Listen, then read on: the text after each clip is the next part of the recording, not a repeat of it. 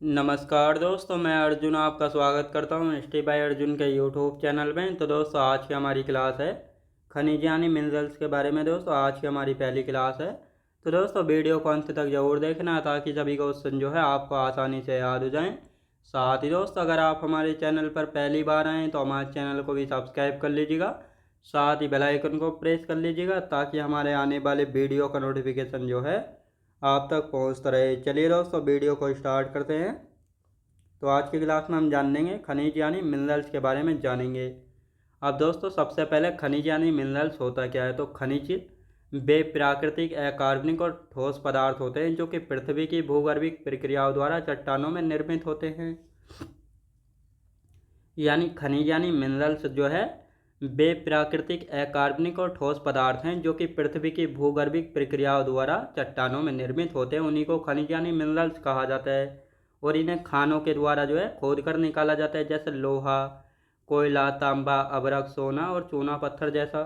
तो आपने देखा होगा बहुत सारी बड़ी बड़ी माइनिंग होती है जहाँ पर जो है गोल्ड निकाला जाता है, अभ्रक निकाला जाता है, लोहा निकाला जाता है। तो ये खदानें या माइनों के द्वारा जो है इसको निकाला जाता है। कहाँ से? धरती में से। तो ये आपको याद रखना है। और चट्टानों में से इनको निकाला जाता है।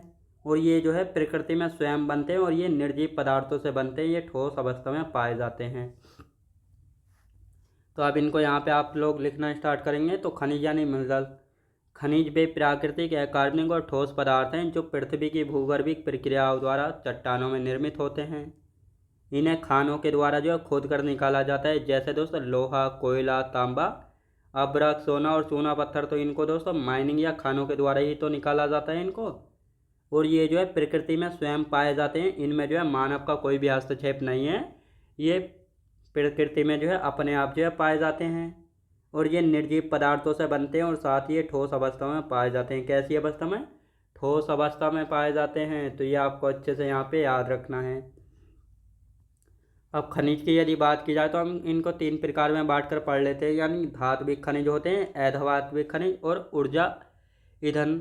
याद रखें दोस्तों, इन तीन प्रकार में हम बांट कर जो है पढ़ते हैं। यानी धात्विक खनिज, अधात्विक खनिज और ऊर्जा ईंधन। तो सबसे पहले हम बात करेंगे धात्विक खनिज क्या होते हैं। यानी जिनमें धातु पाई जाती है उनको हम धात्विक कहते हैं। अधात्विक खनिज होते हैं जिनमें धातु नहीं पाई जाती, जैसे अभ्रक, चूना पत्थर, जिप्सम और मार्बल। इनमें कोई धातु पाई जाती है नहीं, तो इसलिए इनको अधात्विक खनिज कहा जाता है। ऊर्जा ईंधन, ऊर्जा ईंधन में कौन कौन से मिनरल्स यानी खनिज जो है प्रयोग किए जाते हैं, जैसे कच्चा तेल, कोयला, प्राकृतिक गैस। तो ये जो है ऊर्जा ईंधन में जो है इस्तेमाल किए जाते हैं। धात्विक खनिज, इनमें जो है दोस्तों धातु पाई जाती है और ये चमकीले होते हैं। अधात्विक खनिज, इनमें धातु नहीं होती है, जैसे अभ्रक, चूना पत्थर, जिप्सम और मार्बल। ऊर्जा ईंधन, इनका उपयोग जो ऊर्जा उत्पादन के लिए किया जाता है, जैसे कच्चा तेल, कोयला और प्राकृतिक गैस। तो ये भी तो धरती से ही निकाले जा रहे हैं। यानी कहाँ से दोस्तों? ये भी तो जमीन के अंदर से ही तो निकाले जाते हैं माइनिंग करके। तो अब यहाँ पे हम बात करेंगे धात्विक खनिज के बारे में। तो धात्विक खनिज को जो है हम दो भागों में बांट कर पढ़ते हैं, लोह धातुएं और अलोय धातुएं।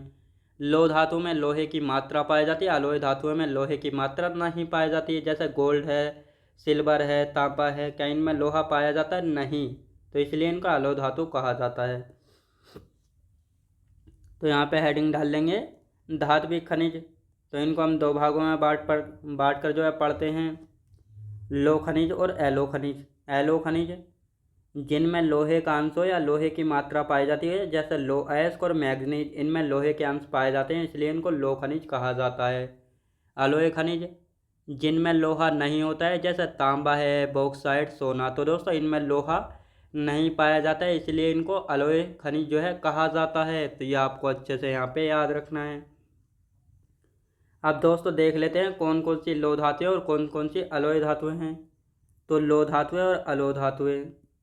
लोह धातुओं में लोह अयस्क है, manganese, chromium, nickel, cobalt, tungsten और मालिब्डिनम। तो इन सभी में जो है सो लोहे की मात्रा पाई जाती है, इसीलिए इनको लोह धातु कहते हैं। जैसे लोह अयस्क है, मैग्नीज है, क्रोमियम, निकेल, कोबाल्ट, टंगस्टन और मालिब्डिनम।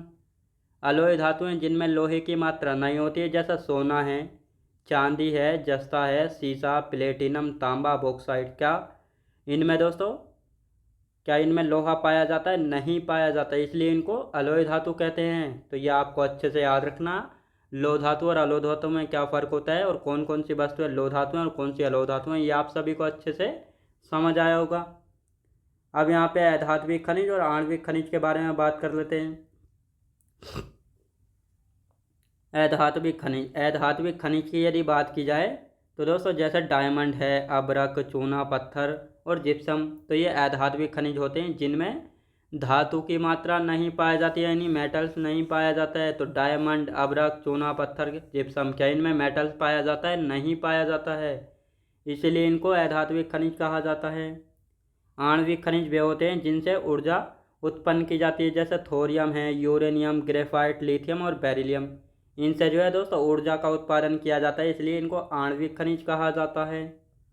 लो अयस्क, सबसे ज़्यादा जो क्वेश्चन पूछे जाते हैं खनिज वाले चैप्टर में से लो अयस्क से पूछे जाते हैं कि लो अयस्क कितने प्रकार का होता है, सबसे अच्छा लोहा कौन सा होता है और भारत में सबसे ज़्यादा लोहा कौन सा पाया जाता है, यहाँ से अधिकतर क्वेश्चन बन जाते हैं।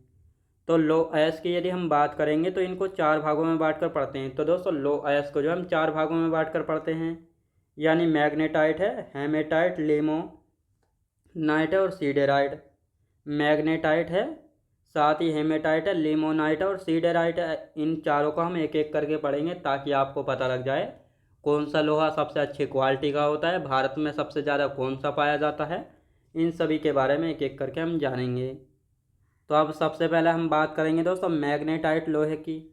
तो मैग्नेटाइट लो अयस्क की यदि बात की जाए तो मैग्नेटाइट लोहा जो है काले रंग का होता है और इसमें जो है लोहे की मात्रा यानी लोह धातु कितना 72% पाया जाता है इसमें लोह धातु। और जो सबसे अच्छी क्वालिटी का लोहा माना जाता है मैग्नेटाइट लोहा माना जाता है, जिसमें 72% जो है लोह धातु होती है और ये काले रंग का होता है, तो ये आपको याद रखना है। दूसरा कौन सा है दोस्तों? दूसरा है हेमेटाइट, और ये हेमेटाइट जो है भारत में 80% यही पाया जाता है, यानी जो ये लो अयस्क 4 प्रकार के हैं कौन कौन से? मैग्नेटाइट है दोस्तों, हेमेटाइट है, सीडेराइट और लिमोनाइट। तो इन चारों में से हेमेटाइट जो है भारत में 80% यानी 80% पाया जाता है। भारत में सबसे ज़्यादा हेमेटाइट लो अयस्क पाया जाता है, जिसमें लोहे की मात्रा 60 से 70% पाई जाती है और ये लाल और भूरे रंग का होता है। तो ये आपको याद रखना है, जो हेमेटाइट लोहा है ये भारत में 80% पाया जाता है और भारत में सबसे ज़्यादा यही पाया जाता है। इसमें लोहे की मात्रा 60 से 70% पाई जाती है और ये लाल और भूरे रंग का होता है। अब आते हैं तीसरा है लिमोनाइट। लिमोनाइट निम्न कोटि का लो अयस्क होता है जो कि पीले रंग का होता है, यानी ये जो है लो क्वालिटी का लोहा होता है जो कि पीले रंग का होता है। इसमें जो है 40 से 60% लोह धातु जो है पाई जाती है। तो ये तीसरा भाग था। चौथा भाग है सीडेराइट। अब सीडेराइट की हम बात करेंगे तो ये 40% से कम लोह अयस्क होता है। इसमें कई अशुद्धियाँ होती हैं और ये निम्न कोटि का होता है, यानी इन चारों में जो सबसे बेकार क्वालिटी का लोहा होता है ये सीडेराइट ही होता है। और ये जो है दोस्तों इसमें कई सारी अशुद्धियाँ पाई जाती हैं और इसमें लोह धातु जो है 40% से कम पाई जाती है। तो ये आपको याद रखना है, यानी सबसे अच्छी क्वालिटी का माना जाता है कौन सा? मैग्नेटाइट माना जाता है। दूसरा है हेमेटाइट, तो ये आपको याद रखना है। तो ये चारों लो अयस्क के चारों प्रकार आपको अच्छे से समझ आए होंगे। अब यहाँ पे हम बात करते हैं जो ये लो अयस्क है ये किन चट्टानों से निकाले जाते हैं। तो लो अयस्क की यदि बात करेंगे तो ये धारवाड़ चट्टानों से निकाले जाते हैं। लो अयस्क कहाँ से निकाले जाते हैं दोस्तों? धारवाड़ चट्टानों से लो अयस्क को निकाला जाता है। भारत के प्रमुख लो अयस्क क्षेत्र, यानी भारत में जो है कौन कौन से क्षेत्र हैं जहाँ से लो अयस्क निकाला जाता है, तो ये भी आपको पता होना चाहिए। लो अयस्क के 4 प्रकार हैं, किन चट्टानों से निकाले जाते हैं और कहाँ पर निकाला जाता है भारत में, तो ये आपको पता होना चाहिए। अब यहाँ पे हम खान यानी माइंस देखते हैं कौन कौन सी जगह से लो अयस्क निकाला जाता है। तो अब सबसे पहले हम बात करेंगे बेलाडीला की खान, जो कि छत्तीसगढ़ के दंतेवाड़ा जिले में स्थित है और यहाँ से हेमेटाइट लो अयस्क निकाला जाता है और ये भारत की सबसे बड़ी मशीनीकृत खान है। यानी जो बेलाडीला की खान है ये छत्तीसगढ़ राज्य के दंतेवाड़ा जिले में स्थित है और यहाँ से जो है हेमेटाइट लो अयस्क जो है निकाला जाता है और ये भारत की सबसे बड़ी मशीनीकृत खान है, याद रखेंगे।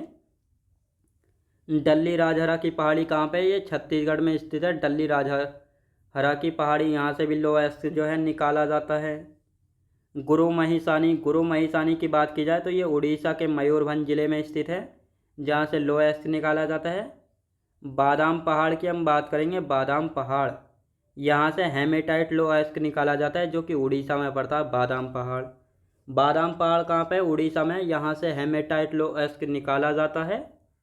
कुद्रेमुख आप सभी को पता है, ये कहाँ पे? कर्नाटक में। और यहाँ से मैग्नेटाइट लोहा अयस्क निकाला जाता है। तो मैग्नेटाइट लोहा अयस्क कहाँ से? कर्नाटक में निकाला जाता है। कुद्रेमुख से कहाँ पे दोस्तों? कुद्रेमुख से निकाला जाता है। अब राजस्थान में भी कुछ क्षेत्र हैं जहाँ से लोहा अयस्क निकलता है, जैसे नाथरा की पोल है, थोर और हुंडेर। तो ये 3 क्षेत्र हैं अलग अलग, जैसा नाथरा की पोल, थोर और हुंडेर, ये राजस्थान में तीनों क्षेत्र, और यहाँ से लोहा अयस्क निकाला जाता है। तो ये आपको याद रखना है। बाबा बूदन की पहाड़ी, कुद्रेमुख और बेल्लारी, तो ये तीनों क्षेत्र कहाँ पे हैं? ये तीनों क्षेत्र कर्नाटक में, जहाँ से मैग्नेटाइट लोहा अयस्क निकाला जाता है।